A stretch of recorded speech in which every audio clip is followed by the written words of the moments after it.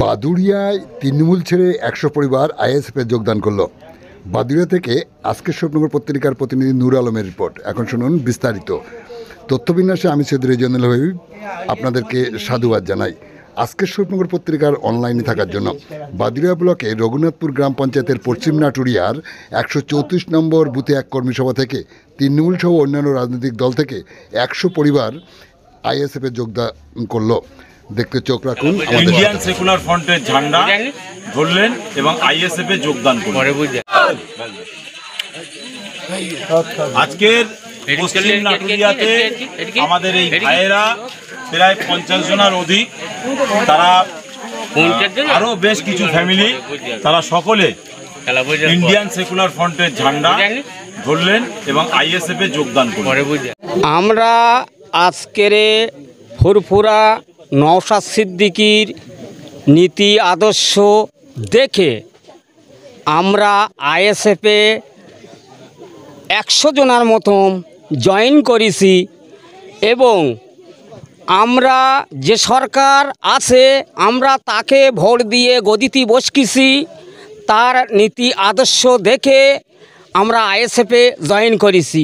সেটা কি, আমরা ভোট দিয়ে গদিতে বসকিছি, আমাদের অকাপ সম্পত্তির জন্য আমাদের বলছে পথ অবরোধ করা হবে না,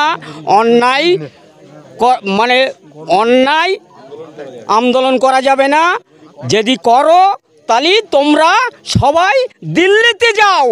কেন আমরা তাকে গদিতে বসকিছি, আজকের আমাদের পাঠাচ্ছে দিল্লি, তাই আজকের আমরা উরির বিরুদ্ধে আমরা আজকের ভোট দেবো আইএসএফে। এই কথা বলে আমি আমার বক্তব্য শেষ করছি। আমার নাম রাজু মণ্ডল। আজকে বাদুড়িয়ার পশ্চিম নাটুরিয়া গ্রামে ১০০-র অধিক ফ্যামিলি তারা আজকের ইন্ডিয়ান সেকুলার ফ্রন্টের ঝান্ডার তলায় এলো। তারা বিগত দিনে বিভিন্ন রাজনৈতিক দলে ছিলেন, তৃণমূল সহ আরও অন্যান্য রাজনৈতিক দলেও হয়তো ছিলেন।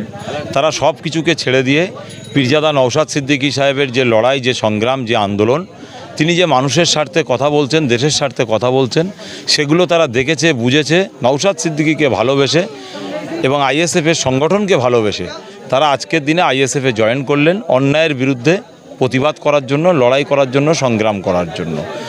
এবং আরও যেটা আমাদের কাছে খবর আছে, এই বাদুড়িয়াতে বহু মানুষ তারা বালির বিজনেস করে। উত্তর ২৪ পরগনায় প্রচুর মানুষ বালির বিজনেস করে, কিন্তু ভাবতে অবাক লাগছে যে এই বাদুড়িয়া সহ সারা উত্তর ২৪ পরগনা, দক্ষিণ ২৪ পরগনা, যেখানেই বলুন, বালির খাদান থেকে যে বালি ওঠে, আজকের আমার কাছে একটা রিপোর্ট এলো এত জঘন্য, এখানে ২৫ থেকে ৩০ হাজার টাকা শুধু বালির খাদানের ট্যাক্স দিতে হয়। আর পাশের রাজ্য বিহার, সেখানে ১০,০০০ টাকা ট্যাক্স নেয়। কতটা ডিফারেন্স দেখুন। বিহারে বালি তুললে ১০,০০০ টাকা, আর পশ্চিম বাংলায় বালি তুললে ৩০ থেকে ৩৫,০০০ টাকা।